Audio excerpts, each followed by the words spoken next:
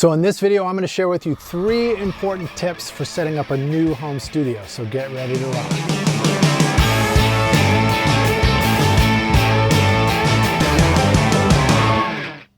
My name is Lij Shaw and welcome to Recording Studio Rockstars. If this is your first time here and you want to learn how to record, edit, mix, and master your best record ever, then make sure to hit the subscribe button and the notification bell so you don't miss any videos from us here at Recording Studio Rockstars.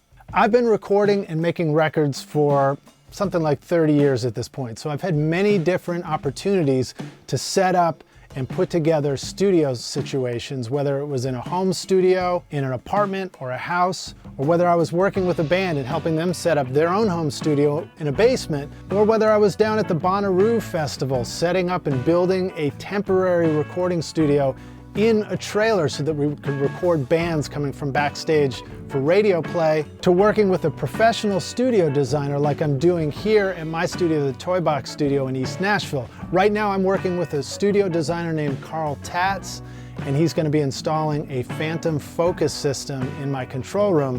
What you see behind me is a temporary setup while we transition, and soon I'm going to have a pretty incredible pair of speakers in here. What I've learned from all these different situations is that there are a few very important things that you want to consider when setting up a studio for the first time. So in this video, I'm going to share with you, again, 3 important tips for setting up a new home studio so you can sound great. Tip number 1. Get the placement right. This means when you choose a room and you're going to set up your speakers in it, you want to make sure that you're choosing the right place in your room for setting up your speakers. So most rooms are rectangular shaped, and you may have a short wall or you may have a long wall, and you want to choose which one is going to work better for you. Well, both can work, and I've seen studios where the speakers are set up on the short end of the wall like they are here in my studio, but I've also worked with professionals like Tom Lord-Alge who had a long control room and the speakers were set up on the long side of the wall. Both of these instances work, but the important thing for you to consider is making sure that your room is as symmetrical as possible. So therefore, do not set up your speakers where you're lopsided off to one end of the room and maybe the left speaker is close to a wall, but the right speaker is close to that window. Next up, if you can set up your speakers in an equilateral triangle, 60 degrees at all 3 corners, that's going to work really well for you, so that the speakers are the same distance from each other, and then it's the same distance to right behind your head at ear level. Tatz recommends setting your speakers up so that the tweeters are 67.5 inches apart from each other, and that this can give you a really nice spatial imaging and a great ability to set them up and also sit back far enough from your speaker. Tip number 2. Get the low end right. Recording and mixing and trying to get the bass response right in your recording is one of the most critical, crucial things that you're going to be struggling with already. You're going to be working really hard to try and get it right. And the last thing you want to do is have the room that you're in cause a bunch of problems that make it hard for you to make decisions and hard for you to get the low end accurate in your mixes. So one of the first things you can do is choose the right room. Make sure you're choosing a rectangular shaped room. The absolute worst space you could possibly choose to set up a control room is anything that's close to the shape of a square or a cube. Every room has 3 different dimensions. You've got the width, you've got the length, and then you've got the height from floor to ceiling. And each one of these creates a particular axial mode that will cause low frequencies to build up and resonate at certain fundamental frequencies for each of those lengths. So if you're choosing a room in your house, choose a room that is most rectangular and that also is the biggest that you can get away with too.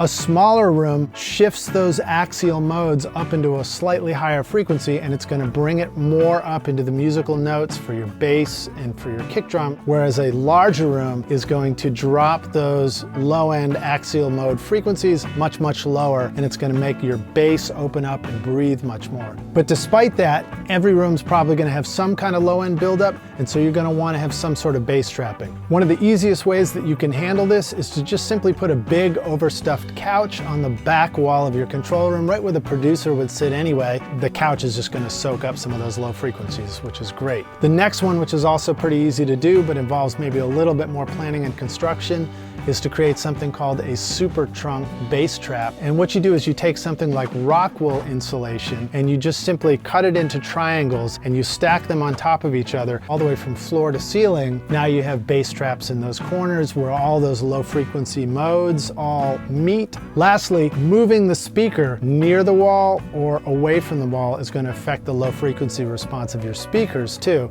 Pick a collection of songs that you really know the low end on and you think sound great, and just listen to them and listen to them until you finally feel like you've really nailed the sound. Tip number 3, get the room right. If you've ever been in an office space and listened, you hear all kinds of echoes bouncing off the walls.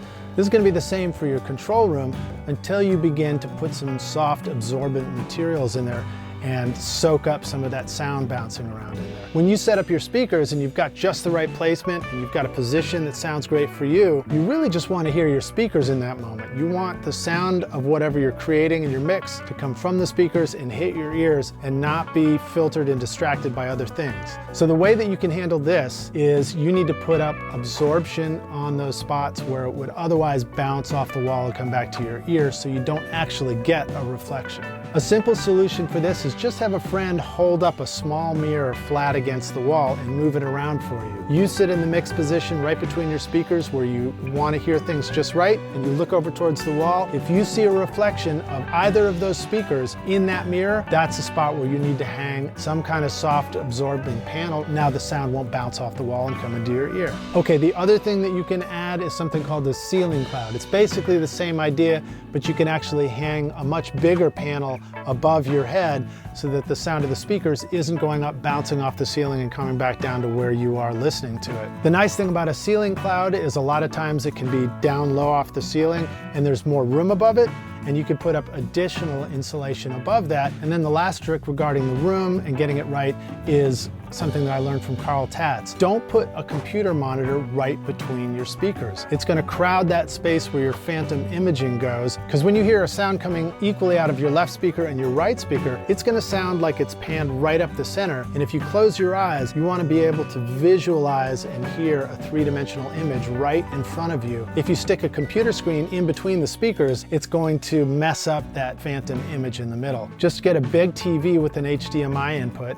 and put it right on the back wall, and then you'll get a much better imaging response out of your two speakers, which are in front of that TV. And whoever's working with you in the studio, they can sit in the back of the room and see everything you're doing if they're producing the record. To reiterate one more time, the 3 tips for your setting up in a new home studio are: number 1, get the placement right of your speakers, making sure that you're choosing the correct wall, whether it's long or short, making sure that you have symmetry between your speakers and that the speakers aren't too close to the side walls when you set up, and that you're sitting within that equilateral triangle. 2, making sure that you get the low end right in your room.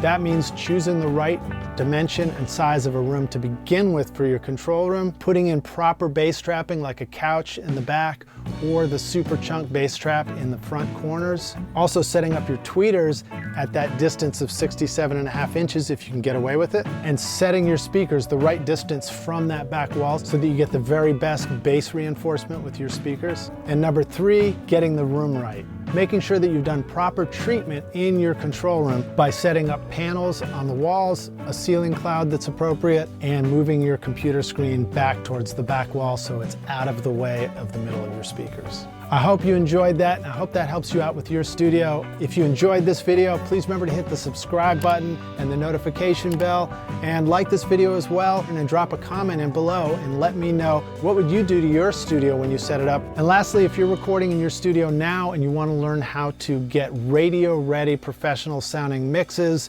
in your DAW using nothing but free and stock plugins, then sign up for my free mixing mini course, the Mix Master Bundle. The link will be right below in this video. In that, I'll show you how to mix radio-ready tracks in your DAW using nothing but the plugins that came with it. Thanks so much for watching this video. Now go make great music. Cheers.